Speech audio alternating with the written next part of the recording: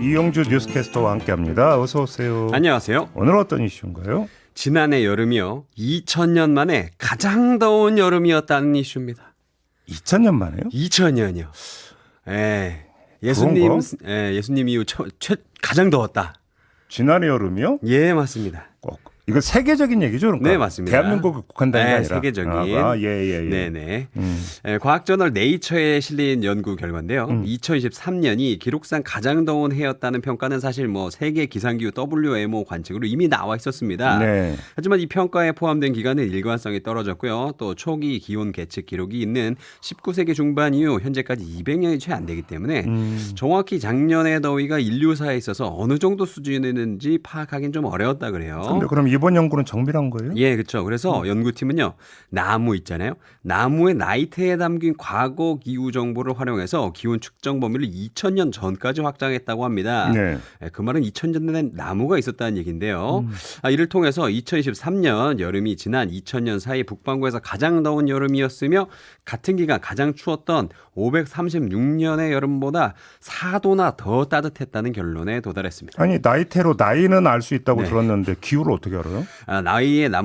나무의 나이테는요, 과거 기온에 대한 연도별 정보가 이렇게 담겨 있는데 어떻게 되냐면 나무가 성장할 때 날씨가 추워지면 나이테의 간격이 조밀해지고 따뜻하면 성글해져서 과거 기후를 추정할 수 있다고 합니다. 그래서 나이테를 통해서 이들은 6세기의 소빙하기와 19세기 초의 소빙하기 등 지난 2000년 사이에 기온이 특히 낮았던 시기가 대규모 화산 폭발과 관련돼 있음을 또 알아내기도 했습니다. 네. 화산에서 성층권으로 분출된 막대한 양의 황성분 먼지가 햇빛을 가려서 지표면 냉각 효과를 또 냈다, 이렇게 보고 있는데요. 그래요? 네. 그래도 2000년에 가장 더웠다. 이 맞는 말인가? 예. 네. 이 연구 결과는요, 2015년 파리 기후 협정의 온난화 억제 목표선이 이미 지난해 여름 북반구에서는 무너졌음을 시사해서 큰 충격을 주고 있는데요.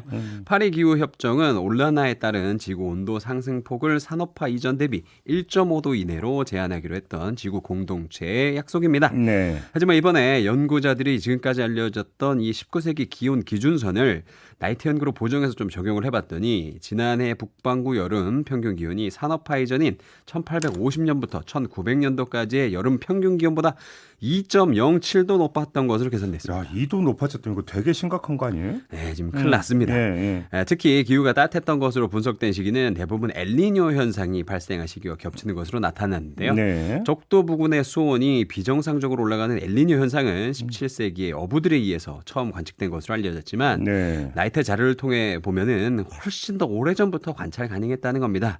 그래서 연구팀은 지난해 여름 이 북반구의 이상 고온 현상이 우리가 매일 탓하고 있는 엘니뇨 때문만이 아니다. 인간이 내뿜은 온실가스가 첫 번째 원인이고 엘니뇨 현상이 증폭시켰다, 이렇게 또 말을 했습니다. 뭐 그나저나 올해 여름은 어떻답니까? 올해 여름이요, 큰일 났습니다. 더 더울 수도 있다는 전망입니다. 아이고. 이미 그 징조들이 우리 주위에 보이고 있는데요. 최근에 동양 하루살이 목격담이 온라인 여기저기서 막 올라왔어요. 네. 특히 올해는 역대 가장 더운 4월로 한낮 기온이 막 30도에 육박할 정도로 따뜻해서 예년보다 이 녀석들의 출몰 시기가 더 빨랐는데요. 동양 하루살이는 몸 길이가 1에서 2cm, 날개 5cm로 몸집에 비해서 날개가 화려해서 팅커벨로 불리기도 하는 곤충입니다. 예, 깨끗한 물인 2급수 이상의 하천 등에서 서식하고요. 이 친구들이 보통 5월에서 6월에 이 서울 강동, 광진, 송파, 성동구, 남양주 이쪽에서 출몰을 하는데 이 동양 하루살이들이 작년보다 더 빠른 시기에 이 경의중앙선 열차에 막 내부 막 좌석, 예, 광고판 이런 데 막 그 벌레가 이 벌레예요? 얘가 개입니다. 예. 그래서 많은 분들 좀 많이 놀라셨죠. 근데 이거 해충은 아니라면서요? 예, 근데 사실 좀 생긴 게 좀 그래서였지. 입이 퇴화해서 사람을 물지 않고요. 감염병을 옮기지 않는 무해한 곤충이라고 합니다. 팅커벨이라며. 네, 팅커벨. 요정이라고 봐주시면 좋을 것 같아요. 그래요? 그리고 또 알고 보면은 하루살이 유충들은 물고기의 먹이가 되고요. 또 성충은 조류의 먹이가 되기 때문에 생태계 먹이 피라미드에서 중요한 역할을 한다고 합니다. 합니다. 조금만 애정의 눈으로 봐주셨으면 하는 그 바람이 있습니다. 그래도 공공장소인데 좀 방제는 좀 돼야 되는 거 아닌가요? 그럼 맞습니다. 네. 예, 하루살이 근데 그 이름 그대로요. 이틀이나 3일 안으로 다 죽기 때문에 구태여 살충제를 뿌릴 필요는 없지만 예. 이 건물 외벽이나 유리에 붙어 있을 때는 물을 뿌려서 떨어뜨리는 게 효과적이라고 하고요. 예. 아무튼 올해는 더 길고 강한 여름이 될 것이라는 예측이 여기저기서 많이 나오고 있는데 정부와 개인이 모두 단단히 준비해서 건강한 여름 보내야 합니다. 근데 아까 얘기했던 거 네. 2000년산 나무가 있다는 거잖아요. 네. 그 나무의 인생, 인생이 아니죠. 목생. 목생 목생은 어땠을까요?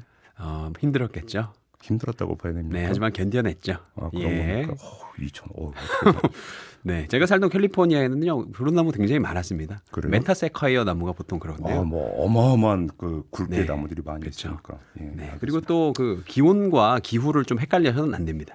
작년에 저희가 체감하기 조금 덜 더웠다 그래도 세계적인 기후로 봤을 때는 가장 더웠다라는 거죠. 알겠습니다. 심각하다. 예. 올여름도 덥다. 네. 이거 명심하시기 바랍니다. 마무리하죠. 이용주 캐스트였습니다. 고맙습니다. 감사합니다.